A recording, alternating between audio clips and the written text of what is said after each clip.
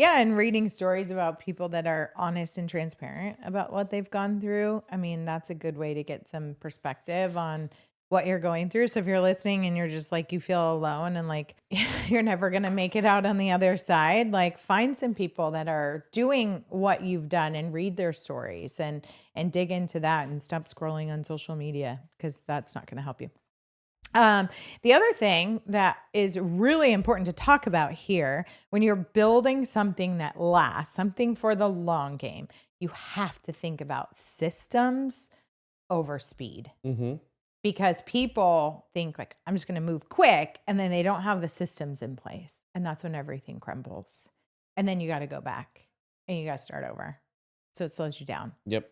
but really focusing on systems. So let's dig into systems, things that you've learned over the years and where you have seen systems being helpful over speed. Yeah, systems or speed without systems is a great way to get a lot of stress and to have your, empire crumble.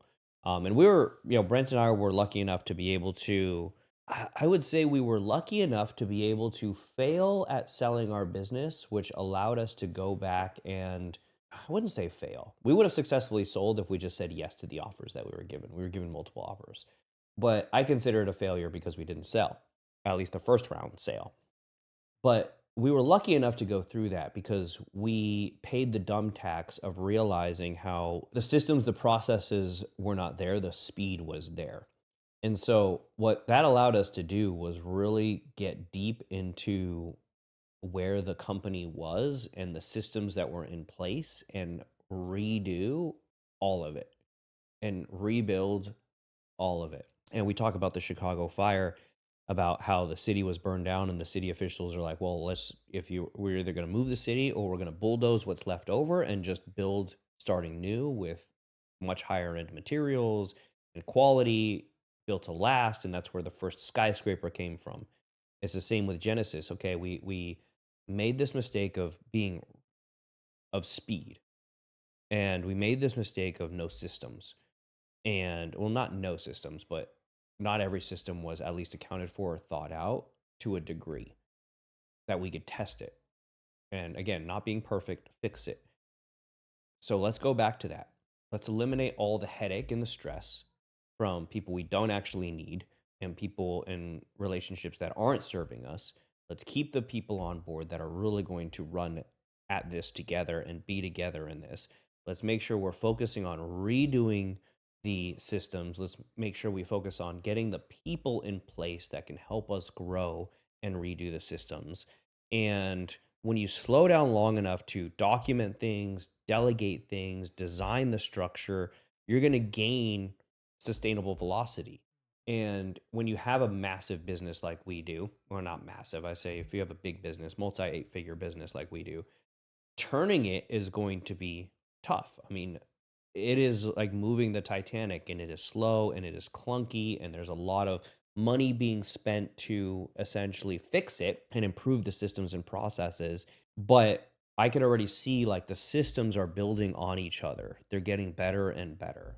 Processes are getting better and better. The cleanup is getting better and better. And so we're rebuilding everything from the ground up so that we can scale on top of it. Essentially, we're rebuilding the bottom of a pyramid that's wide and it's nice and square and it's level and it's flat. So when we build up on top of it, it's going to be able to hold the weight of the entire structure. Every time I've prioritized the speed over the systems, I've had to pay for it later by having to go back and fix it. But at the same time, it's okay. Just building the systems shouldn't take you forever. You should have a urgency to your systems that you're putting in.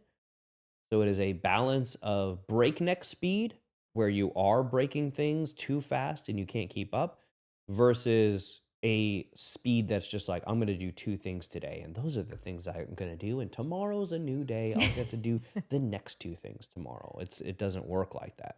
And systems over speed 100%. And at the same time, understanding that systems change as you grow. Back to your point, what got you here won't get you there. Hmm.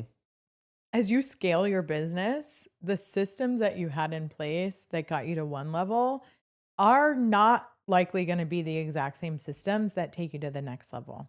So, and this goes back to the last point of progress over perfection. That's the same thing here. Like, you can't wait to move forward until you think you have the perfect system in place, because you're not really going to know until you're moving faster that if that system is even going to work for you.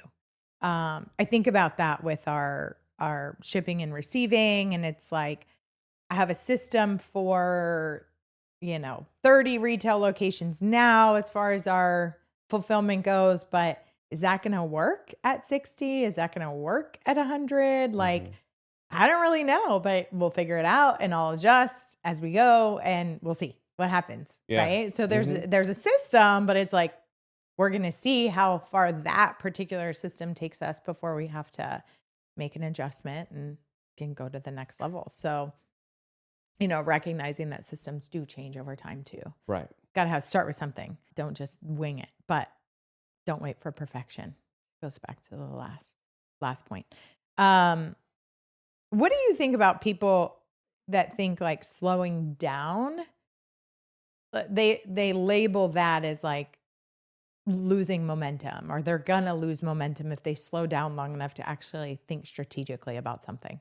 The concept of slowing down is going to be interpreted differently by a bunch of different people. But when I think of slowing down, I think of just sitting long enough with the question that you're trying to answer to think of it from multiple different ways.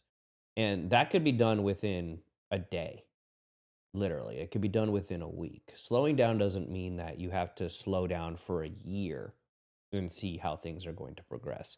Slowing down just means, hey, like this this requires more attention than what I'm usually giving decisions. So I'm going to slow down and I'm going to listen to both sides. I'm going to get advice from people around me. I'm going to research it, etc. All of which can be done at most in a few days, and nobody would ever know, and your business will never feel that slowdown happening Mm, at all. yeah, So, you know, totally. slowing down is not the same as losing momentum whatsoever. I mean, if you've built up momentum and it is growing, a few days to make a decision is not going to be make or break. That's only going to be make or break when you're, I don't know, trying to buy something at an auction, or, buying the last thing on eBay or online, or like a flash sale that people have for Or like for 48 these hours. cars that you're pushing the button on. Yeah, the That cars that one. I'm pushing a button. Those are that's exactly why I said like auctions, because it's just like it's gonna happen in 4 days. Like there's gonna be a decision made. Yeah. It has to You be. got to know now. You got to know now. But none of that is going to essentially be relevant in the long term vision of it. Like whether I buy a car now is not going to make a difference in 10 years to my life. It really won't. I Yeah. mean, at all. So again, it's the same in your business where slowing down and making that proper decision, or at least getting some education about the decision that you're making, is going to take a few days, a week at most. It's not going to take months. Yeah. And I agree with what you're saying here. And I think it's recognizing too that like while you're slowing down to make a deliberate decision, it doesn't mean you're not actually still doing things. Like you don't really take a week off to make a decision. It's just like maybe that decision is on like the I don't even know if it's the back burner is the right way to say it, but that decision is in the background moving while you're still working in your business. It's not like we're saying, hey, take 3 days off and think about what this decision might mean. Like it just means as you're working on other things, give yourself space to get enough data to make a good decision. And that might end up taking a week or a few days or something like that. But it doesn't mean you're not working during that period of time. I find that I think if I have a question, it's almost like I ask my higher self or the universe or God, whatever you want to call it. I will put that question out like, what's the best way to do this? What am I not seeing? And I ask myself these questions, or I put these questions out into the universe around what am I not seeing here? What other way can I look at this? And then I just allow space for answers to come to me. And I do that through, sometimes it's working out where, I'm not on my phone. I'm not checking emails or social media, Mhm. but I have this space where I'm still in movement, and I get a lot of thoughts that come to me, like answers. I feel like that get downloaded during my workouts. So whatever that looks like for somebody, but giving myself enough space where I'm not deep in task mode, and I can allow some downloads of inspiration, like, oh, what's another way I can look at this? An Mhm. example of that is our trade show booth, what that might look like. I'm Yeah. like, how can I do that differently? I don't have an answer today, Mhm. but how can I do that differently? What would I want that to feel like? And just like answering or asking those questions out in the open. Mhm. And then it's like, hmm, I haven't ever seen this done this way, or, and I'm thinking about trade shows I've been at, and, I'm allowing my subconscious essentially to like work on delivering me some options and some answers. Mhm. And then it's like, oh, okay, let me explore that. That could be kind of cool. Let me see what that looks like and put that in place.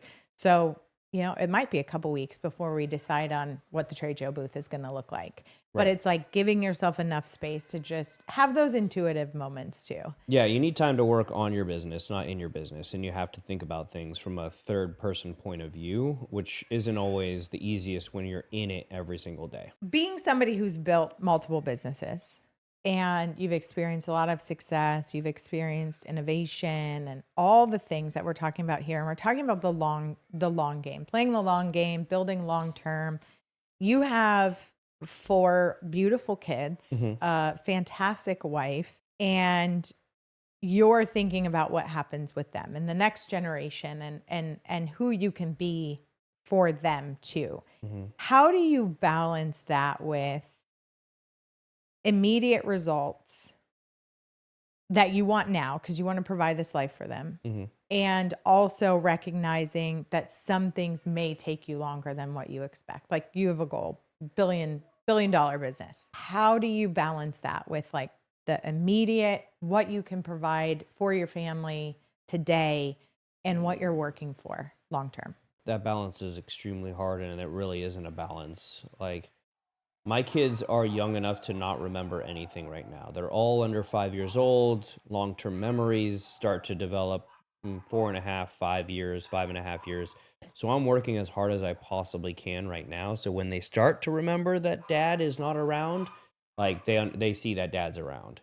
So what I can give them right now is not my time. It's me working on the business, focusing on the business. And that's a difficult part that people don't understand. Like, I don't like time away from my wife. I don't like time away from my kids. But if you want to win, if you literally want to build a real fucking business, you're going to have to fucking learn real quick that you're not going to be around your kids when they're young.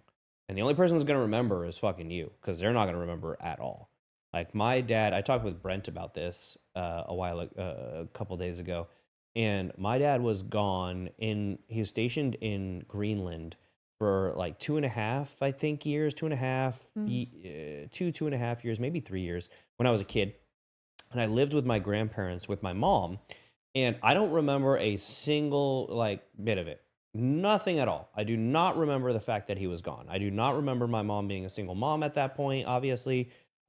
Solitary parent. I don't remember any of it because it was before 5 years old. And like, again, people will say, "Oh, like, I want to be there for everything." Like, fucking okay. You're never gonna build a real fucking business. Like, sorry. Like, that's just the fucking reality of it.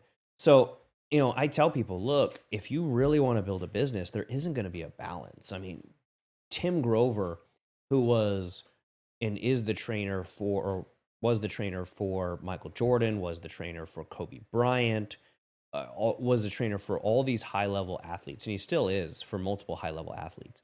I mean, he said the same thing about those guys. Like, there is zero balance in those guys' mindsets. Even to this day, there was zero balance in any of those guys' mindsets. Kobe Bryant tore his Achilles at one point. He broke his arm or wrist or something at one point, and the dude was still showing up at 3 a.m. to shoot basketballs, would be at practice, and then would still stay after to shoot basketballs. And again, he coached his daughters in basketball. He coached Gianna, who passed away in the helicopter crash, with him. He was still able to do those things. He was still able to do the camps. He was still able to do all those things with a complete lack of balance, period. Because obviously, when he was there at 3 a.m. and when he was there until 8 p.m. and had practice all day, he was not seeing his children. He Yeah. was not seeing his family. He was not going out to dinner with his wife or lunch with his wife or anything like that. He was focused on winning, period, and nothing else. And the people who build massive companies and do it in a relatively short period of time have zero concept of balance. They have zero concept of I can focus on this and this because you fucking can't. Period. Like you're either going 100% full, no holds barred in one in this direction, or you're going to be 100% in this direction. And whatever you choose, that's fine, but just realize you can't have both. If you want to be a big fucking business, you can't fucking have both. Period. And I think that's an entrepreneurship that people post about, that they say, well, well, you can have your cake and eat it too, and you can relax some days and not. It's okay, well, that's fine, but realize that there's going to be 10 other people who literally want to eat the food off your plate. And they're going to be working 24/7, 365 with no families, no kids, no, nothing to quote unquote hold them back or that they have to balance. They're just focused on this and beating you at it. And they're going to beat you. They are. So if you can't realize that, if you can't have that mindset of, shit, if I sleep in an extra hour, my competition is going to be studying an extra hour. Like that's what you have to think, because that's what happens in the real world of entrepreneurship. It is. And we're all out to take each other's fucking sack lunch. That's what it is. It's fucking competition. It's fucking competition. Like the people are going to, there are a million other med spas out there just like mine. There's a million other companies out there just like mine. And so I have to make sure I have a strategic advantage over them, create things that create a strategic advantage over them. And I make sure that like I exploit that every single day. And it's without any remorse. It's without any, like, again, perfection. We're just building, we're putting things into place, and we're improving on a consistent basis and being patient in that process as we're growing. Architecture has a huge aspect to this, where if you're trying to build something that's going to last centuries, the time it takes to build it is probably going to outlive you. I mean, I talk about Anthony Gaudí. He's one of my favorite architects of all time. He built or started the Sagrada Familia, and that's actually being finished. I think this year sometime it's being finished. Oh, I think it's like 106 years or something like that after they started it.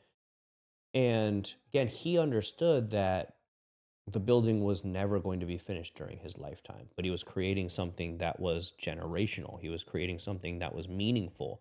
And again, for our business, maybe not everything will happen during my lifetime. Maybe everything will. And I just keep moving on to the next business or the next business or the next vertical. But I mean, I see what we're building now being the future of how medicine is done in the United States, and the beginning of the consolidation of essentially the cash based medical field and med spa and wellness clinics in general. So there's the time that we have to think, there's the time that we have to create, and then there's the time that you just have to have patience and realizing like not everything's going to come overnight. We aren't going to change Genesis from what it was to what it is in 2 months. Brent and I knew it was going to be a 6 to 12 month process to turn it around from where it was 6 to 12 months ago. We knew that. We had that conversation because I remember having that conversation because after we pulled out of the sale and we're like, we're not going to do this right now after being valued like $500 million. We're like, do we really want to do this again? Do we want to have to go through the work of having to do it again? Because essentially building a business over. And we had Mhm. already been in it for 5 years and we had already gone through everything for 5 years. And we're like, do we really want to do this again? And you ask any other entrepreneur whether they want to, like, most of us are like, hey, if we could get a 9 to 5 and make the same amount of money, like would probably a lot of us would fucking do it because we just would not. We have zero stress at that point. It's like I just go and I execute at what I do, and then I can fucking leave, like, and never have to worry about anything Yeah. at night or over the weekend or any payroll, anybody else's payroll but myself. All I got to worry about is my fucking self when I go to work for someone else. So if I can make the same money, I would totally consider at this point. I would never do this again. I don't think I would. So I was like, do we want to do this again with Genesis? Do we want to rebuild this fucking thing? Mhm. And that was the answer, yes. And it was like, okay, well, it took us 5 years to get here. Who knows how long it's going to take us to fucking do this again? It's going to take a lot less, but it's still going to take us, 18, 24 months, Mhm. period. And so we knew that it was going to take at least 6 months to 12 months from when we really said, okay, let's do this to, when we had something that was like, okay, we've got something that's now scalable, systemizable, we've got the right team on it. And that was in, let's see, that was in like July, May, June, July that we started to say, okay, yeah, let's go in this direction. So where are we at now? 8 July, months, August, maybe? September, October, November, December. So we're like 6 months into it, six and a Yeah. half months into like at least a 12-month turnaround. And I think in another, yeah, what is that? Another 4 months? No, it's a year. Yeah, I really think in another quarter, by the end of Q1, we will have like the base line of where we're looking to do everything and how we're looking to scale. I think by the end of Q2, like we will have rolled and really pushed into what we need to, and grown in the direction we need to, and essentially cleaned up a lot of things. Everybody will be on the Genesis platforms. We have everything set up right vendors, right systems, right planning for scale. And I think really by Q3, which will be, that 1 year mark, we'll be at a prime position to absolutely explode at that point in scale. But Yeah. we knew it was gonna take a crap load of our money to do it, and it has taken a crap load of our money to do it. Millions of dollars that Brent are pouring into Genesis every month to turn it around. And patience Yeah, and patience, yeah, and or lack perspective. thereof. Yeah, yeah. Perspective. But we knew that, like we Yeah. knew going into that this is what it's gonna look like. Do you think that entrepreneurs struggle with that, the building of the legacy, the long term, seeing this vision for future generations or completion? Do you feel like they struggle with that because they're craving control over every Yeah. single thing? Oh man, there's so many entrepreneurs, and at the beginning, myself included, that felt like they have to control everything. Caveat to that: the entrepreneurs who do really well control everything at the beginning, put people in place to start to do things that they need them to do, and then they control everything at the end. Elon Musk, your Jeff Bezos, your Tim Cook, your Mark Zuckerberg. There have been multiple accounts and multiple books and multiple podcasts describing how they manage, and they micromanage every part of their business. They understand every part of their business. They understand it to a degree that they can challenge every person in their business in terms of what they're doing, Mm. why they're doing, and have just as much knowledge as them to a degree. Yeah. And so Do you think that's from managing that way from at the beginning I think it's yeah, I think it's or both. just I think it's just always? realizing that like they are the ones that have to make the decisions for the entire company, so they have to be on top of things, and they force people around them to live at that higher level and challenge them to be at that higher level. Yeah. Like I don't want anybody to tell me that they can't do something Mm. or we can't do something. Like don't ever fucking use that word with me again unless it's illegal. Like, there's some things where I'm like, "Hey, can we do this?" They're like, "No, that's illegal. We can't do that." Okay, cool. And it's not like selling drugs. It's like our follow-up system or something like that, right? But don't ever fucking tell me we can't do something because I don't fucking believe that. Period. Like, I do not believe that when it There's comes to interviews. systems and processes and stuff. And you're talking about the lawyer interview, No, where it's like, I didn't hire a lawyer to tell me what I can't do. I hired a lawyer to tell me how I could do it. Oh, that's And that's the good. conversation that we have. As the conversation Brent and I have, not only with our high level teams, but also we've had it with our lawyers. We've had it with people where it's like, I did not hire you to tell me what I cannot do. I hired you because that person over there is doing it, and I want to know exactly how to do it. Yeah. Period. Tell me the how. Tell me the fucking how. I don't care that you think it can't be done. Mhm. Obviously, it fucking can because that person is doing it. Yeah. And we might find out like, 10% of the time we get there and it's like, okay, well, that person was advised that this cannot be done and it is illegal and they are just doing it for the fuck of it. And it's like, okay, well, we're not going to do that. Yeah, yeah. But That's different. 90% of things are this is how you do it. This is how they're legally doing it. Or this is how you can do it too, etc. Like, again, there's always someone who knows more than you. There's like a tax person.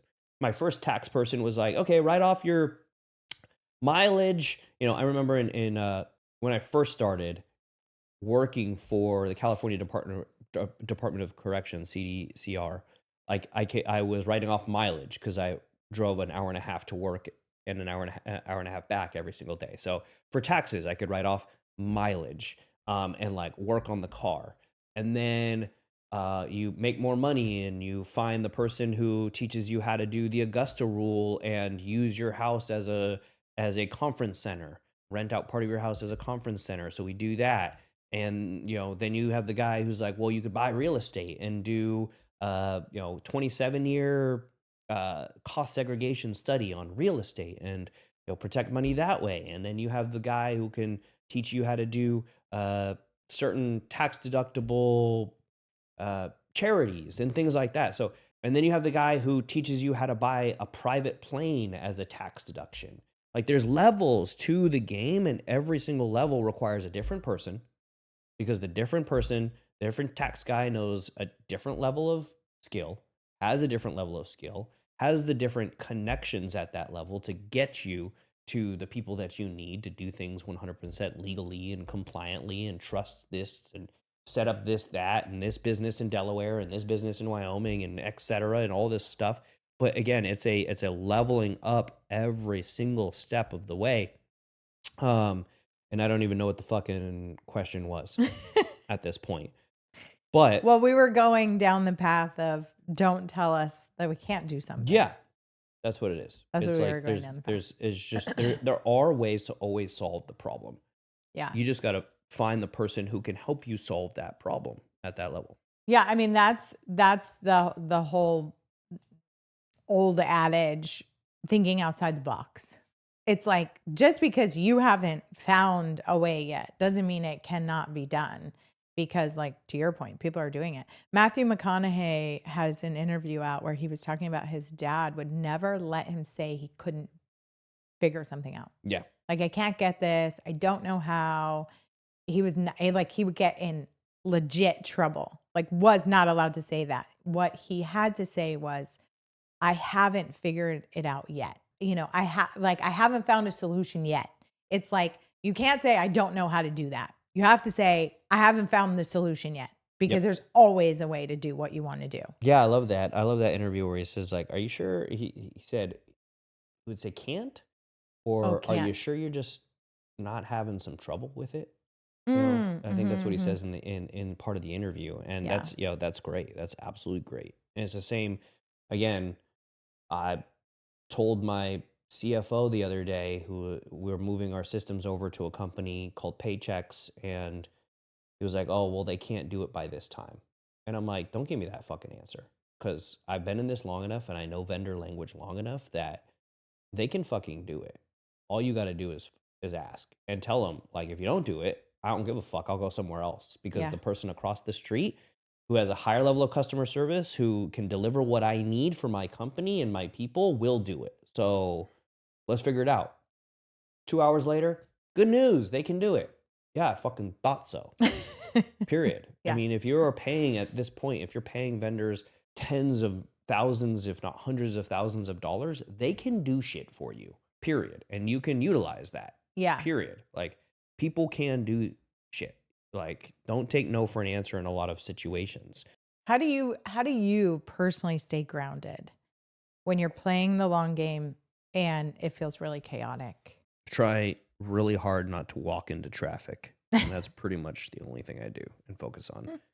Stay grounded. You could do your normal grounding things that people do, like sun your butthole, lay face down, and dig a hole in the ground so you got your wiener in the ground.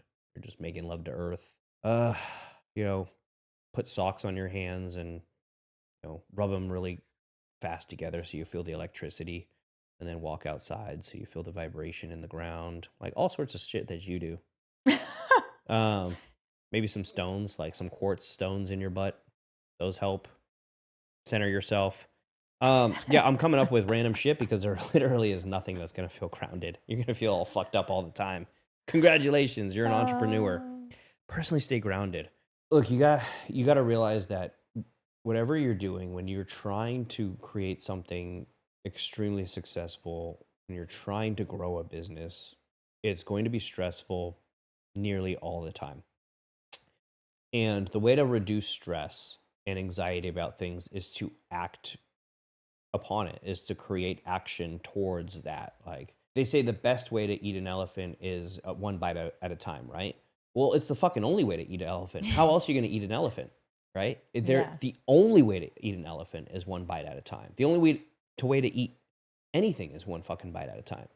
So it's going to be the same when it comes to business, is that when you're playing the long game, again, you go back to, okay, what's our end goal? What are we trying to get to? You break it down into digestible bits. And some days you will be able to chew on all that Mhm. and get it down. Some days it'll be too much to eat. Some days you'll ask for seconds and be able to eat more. And so that's how you stay with it, is that playing the long game isn't just about like the business, it's about who you are as a person and what your character is. Realizing that what you're building is going to take a long time. Who you're building it for is going to outlive you.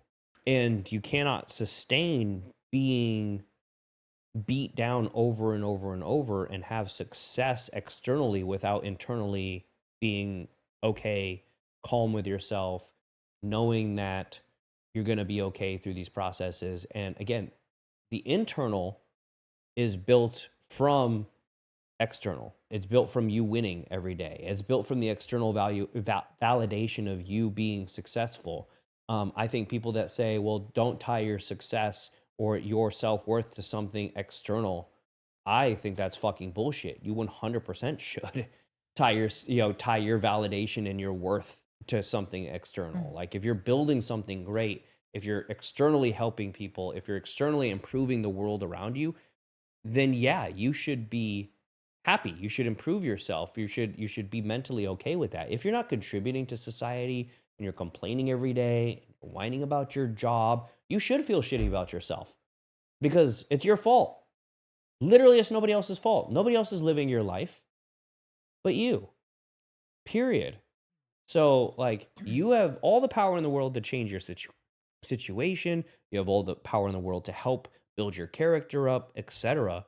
And that's learned through patience. It's learned through resilience. It's learned through perspective. I mean, those are muscles. Those are things that can be learned. Those are things that can be improved. I didn't know anything about business 7 years ago.